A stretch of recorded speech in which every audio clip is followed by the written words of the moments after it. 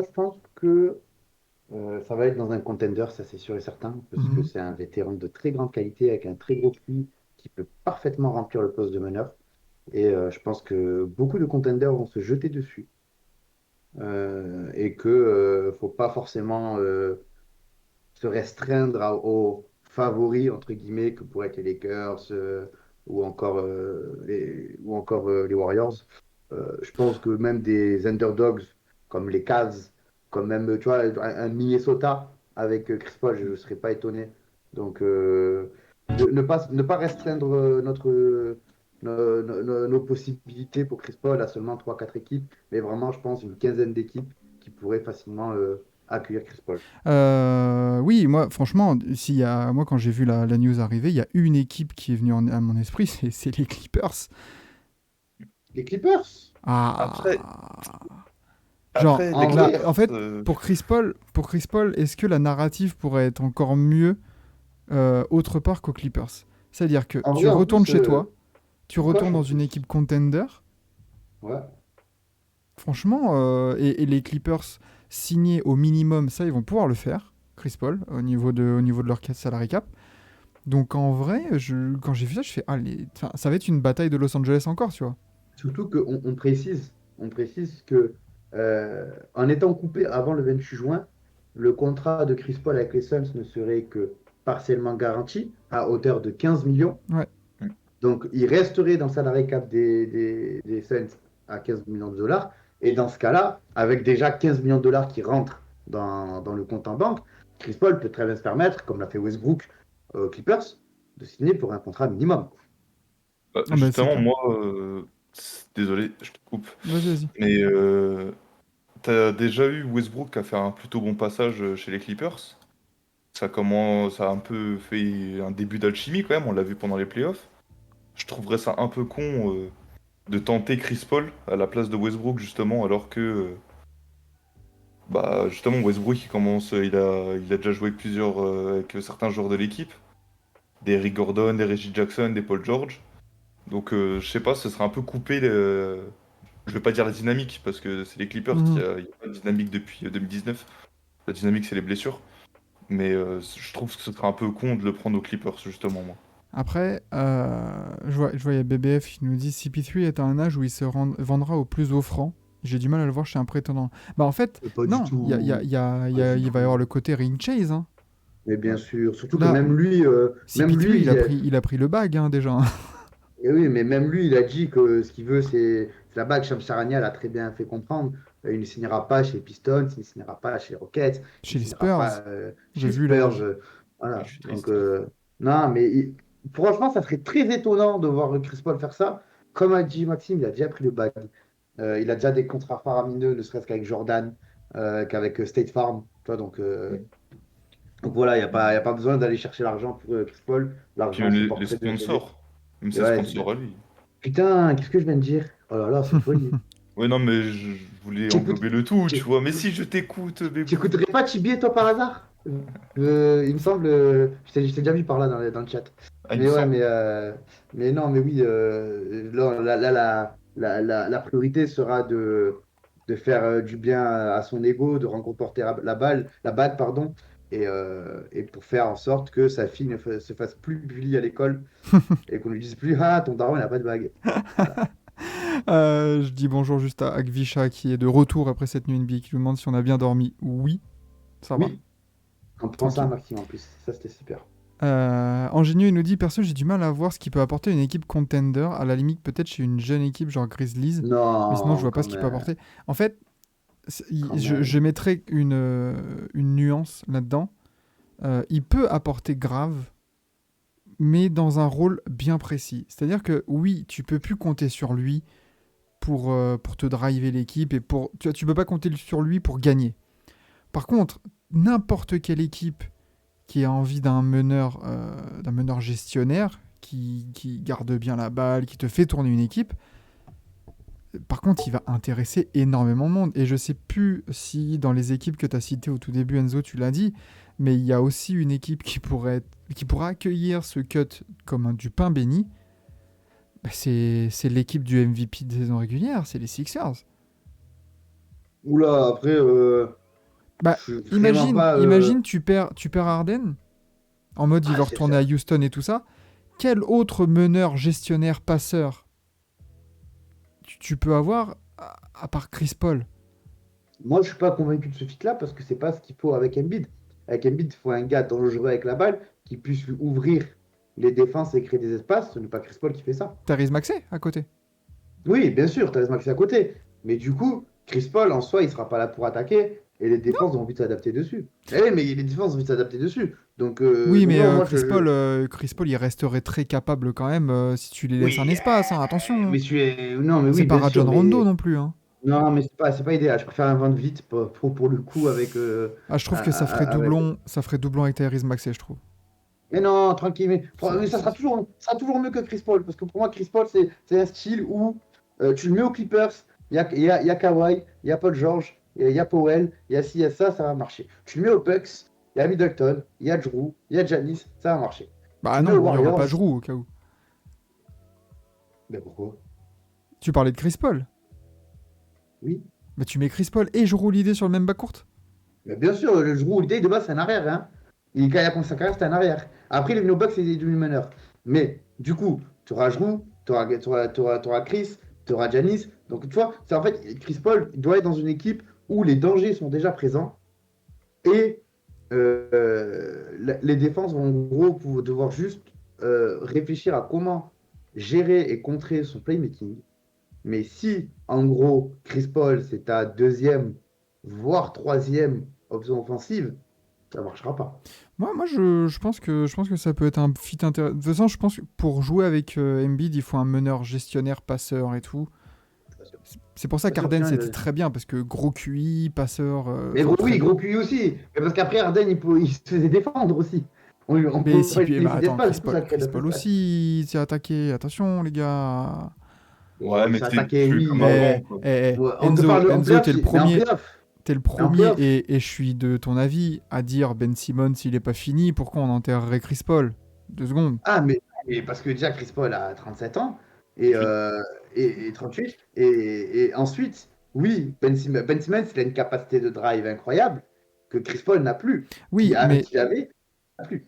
dans le sens où, remettons dans le contexte, oui, les blessures pour CB3 et tout ça, très bien. Là, t'as Nick Nurse qui arrive. Un Chris Paul au minimum, quel risque tu prends pour les Ah, Sixers? ah non, là, je prends pas. Mais évidemment, je prends pas de Tu risque. Je n'ai vois? pas dit que je prends des risques. oui. Je t'ai juste dit que je ne suis pas certain que le fit soit optimal. Le fit serait bien mieux aux Bucks, aux Clippers, aux Warriors et même aux Lakers. Ah, je suis Mais, pas sûr, je sais pas. mais aux Sixers, je suis pas convaincu. BBF, il nous dit, selon ESPN, selon le Vosges, les Lakers, les Clippers, les Knicks, j'y crois aucunement, et les Warriors. Les Knicks, les gars, vraiment? Non, non, moi j'espère les Clippers. Et en parlant de New York, vous en pensez quoi de Chris Paul aux Nets? Pour remplacer. Non, non, non, c'est bon, merci, on change de sujet. Non, mais je me disais pour remplacer Spencer Dinwiddie. C'était Forever, merci. Mais Après, tu es après, fou. il ne faut. Mais tu es fou. Mais après, il ne faut pas sous-estimer la possibilité d'un sign trade aussi. Ah Tu oui, vois, on n'est c'est pas, aussi on est, une possibilité, très on clairement, n'est pas à hein. l'abri de voir Van Vliet envoyé aux Suns contre Chris Paul qui va à Toronto, tu vois. Donc, tu vois, non, Le fit Raptors Paul, je le vois encore moins évident qu'à Philly, hein. Ah, mais je t'ai pas dit que le fit est évident, mais je t'ai dit que c'est des Oui, oui, possibilités. oui, évidemment. Évidemment. Donc on verra. Qu'est-ce que vous pensez, les gars, là? Je vois. Où est-ce qu'il va atterrir, Chris Paul? Là, il y a Ingénieux, il disait à Orlando, ça serait parfait. Je pense qu'il va pas y Bah, aller, hein. Il a déjà fait son quota d'équipe tanking à OKC. bah, Là, il Il a va fait encore, un an. chercher la bague. Il a fait un an. Bah voilà. il a fait un an, il les a amenés en playoff, il était Mais All-Star. il a fait, il a fait, comment ça s'appelle déjà ce truc qu'il faisait mon daron à l'ancienne? Euh, le service militaire? Voilà, il a fait le service militaire. Voilà. Il a fait un an dans un bourbier et il s'est dit maintenant. Ouais, c'est ça. Et Shanghai Sharks. Non, non. Ah, quand même, respecter Chris Paul quand même. Non, respectons Chris Paul. Une équipe de bas de tableau pour driver les jeunes, je pense que oui, ça serait une possibilité, ça serait très bien. Il y a beaucoup de meneurs qui en profiteraient, des jeunes meneurs, Donc, mais Kylian c'est Hayes. certainement pas son intention. Certainement pas. Kylian Hayes. Kylian, je mais pense ouais, que- Kylian Hayes, mais même à Vous aimez- Houston, tu vois. Bon, il est C'est déjà pas allé Corey à Joseph Houston. Ah non, c'est bon, il est plus sous contrat. Ouais. Ah. Bah, Donc, après, on sait tous où il va aller. le pick and Il- roll, je- Dwight Howard, CP3. Ouais. Mais Dwight Après, Howard, après, concrètement, Corey Joseph a une bague en plus que Chris Paul. C'est vrai. on est à un match, on en reviendra tout à l'heure, mais que Ishmis ait une bague Smith et et une pas bague en Chris plus que Paul. Chris Paul. On en Que parlait Reggie hier Jackson ait une soir. bague. On en parlait hier soir. KCP peut être double champion NBA. Et mérité de ouf en plus. Ben oui, Ouais. donc, Lui, oui. meilleur que Chris Middleton.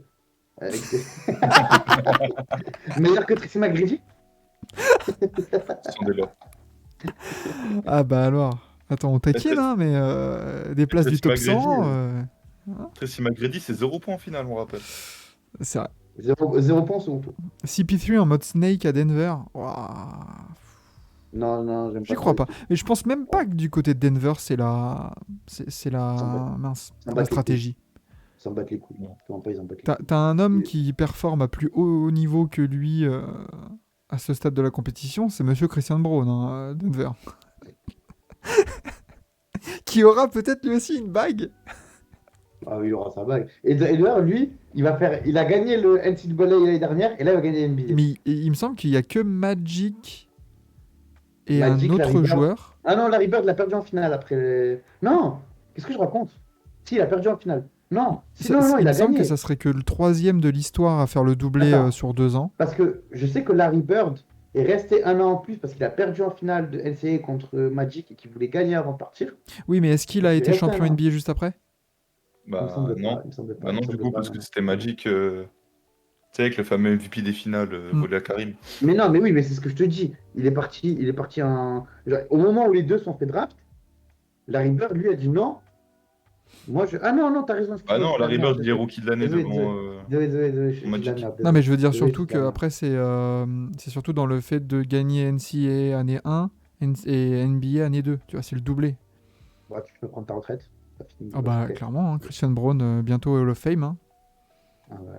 Voilà. Parlons vite fait d'un autre joueur aussi qui a agité un peu les Photoshop de certains. Parce que monsieur Petit Damian a répondu à une Ah, c'est- interview. Alors, je sais plus pour qui c'était. Si c'était pour un podcast ou un média. Ah oui. Ils lui ont dit... alors bon, oui, c'est pareil. Toute la communauté NBA s'est enflammée pour rien. Comme pour l'appel de Kyrie pour LeBron. Ah, c'est pas pour rien en soi. Si, Ah, c'est parce pas que pour en rien. soi... non, tu vois, je vois Guicha, tu vois, c'est pour ça que ça a été un peu de la malhonnêteté intellectuelle de leur envoyer comme ça. Parce qu'il a pas menacé du tout le front office. Il a été interrogé sur, au cas où, si tu devais partir de Portland, quelles seraient tes destinations privilégiées? Et l'autre, il a dit de manière très honnête, bah voilà, il y a Bam Adebayo, c'est mon super pote et tout ça, Miami, Michael Bridges aussi, c'est mon super pote, c'est mon dog, comme il dit. Voilà, les Nets et tout. Mais en soi, tout le monde après l'a pris en mode, oh là là, il menace de partir, alors que pas du tout. Dis tranquille. Après, évidemment, quand il dit, si le front office n'arrive pas à faire une équipe compétitive, on va discuter, ce qui est tout à fait normal. Je pense que Luka Doncic, il l'a pas dit dans les médias, hein, mais t'inquiète pas que dans les bureaux, ça va parler. Hein. Donc vous, messieurs, qu'est-ce que vous en pensez de cette déclaration ou de ces possibles feats du côté de Miami ou du côté des Nets? Alors déjà, en termes de déclaration, ça prouve une chose. C'est que Damian Lillard est le patron à Portland. Il fait ce qu'il veut. Il a les clés de la ville. Hein. Ah, mais il fait ce qu'il veut. Le gars, il peut dire, ouais, bon, Miami, ouais, mais s'il gagne le titre, je vais pas là-bas. Mais frère, tiens, en vrai, c'est une dinguerie. Un joueur aussi honnête. Genre... mais le gars, il dit ce qu'il veut. Et il sait qu'il aura aucune sanction parce que ben, ah, tu me casses trop les couilles, ben vas-y, toi, trade-moi. Allez, trade-moi. Et c'est fini. Donc non, déjà, moi, c'est ça qui m'a un peu choqué de voir à quel point un joueur peut avoir la mainmise sur, au final, ben, comme tu as dit, sur une ville entière. Donc ça, déjà, ça m'a un peu choqué. Et non, après, sur le fit, franchement, Damien Lillard, c'est un des top meneurs de la ligue, sûrement top 3 même, j'ai envie de dire, et pas que cette année, depuis des années. Donc, tu prends un top 3 meneur, tu le mets dans n'importe quelle équipe, le fit est immédiat.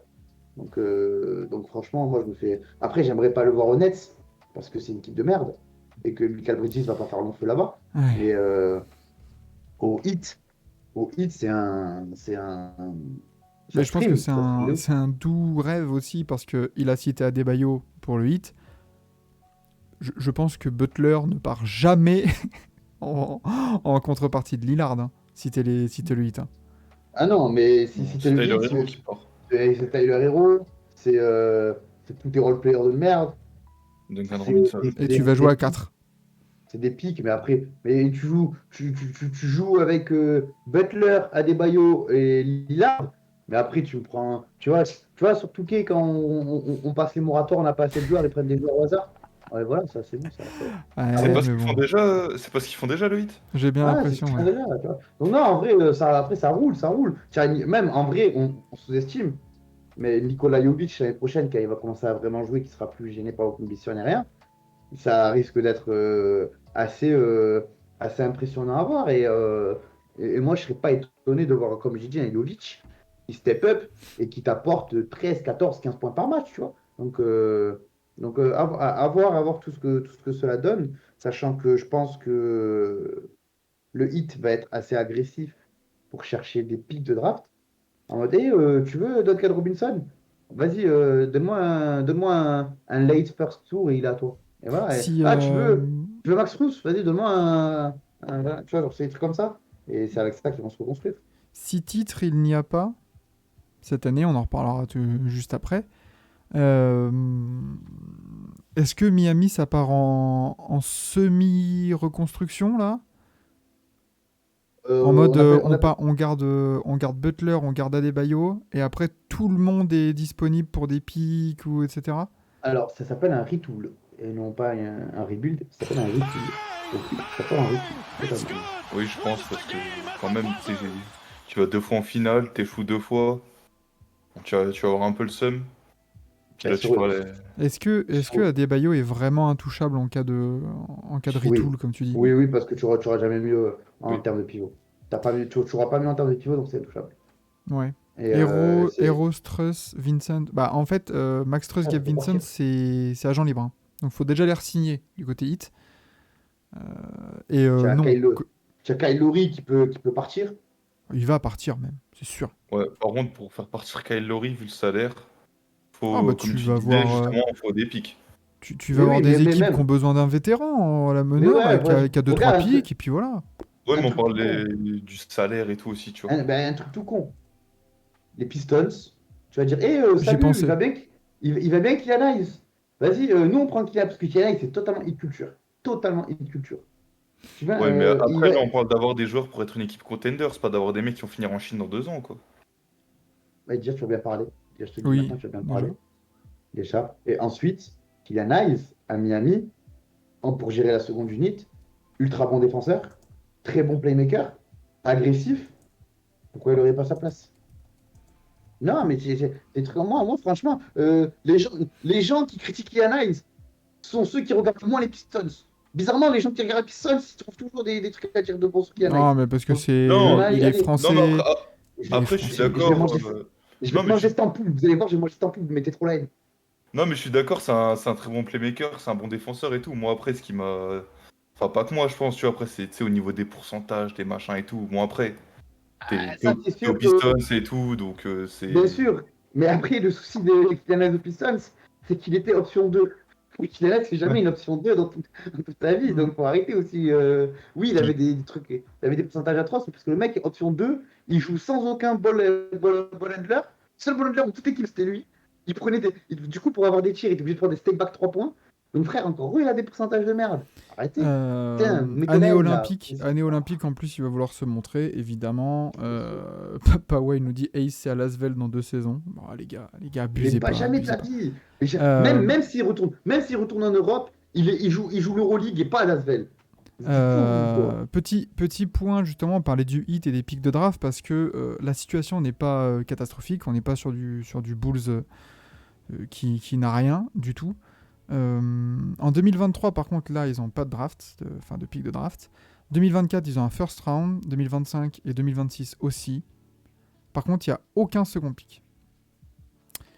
Du coup, si tu pars sur un retool, tu pars sur un retool avec très peu de moyens. Ou au cas où, il faut attirer à la free agency, il faut faire des bons coups. Ce qui est possible. Mais bon, ouais, c'est vrai que du côté de Miami, il va falloir voir. Mais je pense vraiment pas, pour revenir au sujet d'Amen Lillard, que ça se fera. Non. Je vois, attends, qui avait mis ça? Je crois que c'est Gvisha. Qui ne pense pas que Portland n'arrivera à faire une équipe compétitive. Moi, j'y crois quand même. Moi, J'y crois quand je même. me suis déjà exprimé la dernière fois. Toi, Portland, ça fait tu combien de temps? voulais de trade Damian Bah, moi, Lillard. je voulais le trade. Ouais, bah, moi, ouais. Parce que ça fait combien de temps ils essaient de faire une équipe compétitive, Portland? Ils ont été en finale de conf en 2019. Ouais, Donc ça bravo. fait pas Enfin, ça fait pas tant d'années que ça. Bah, ça fait 5 ans.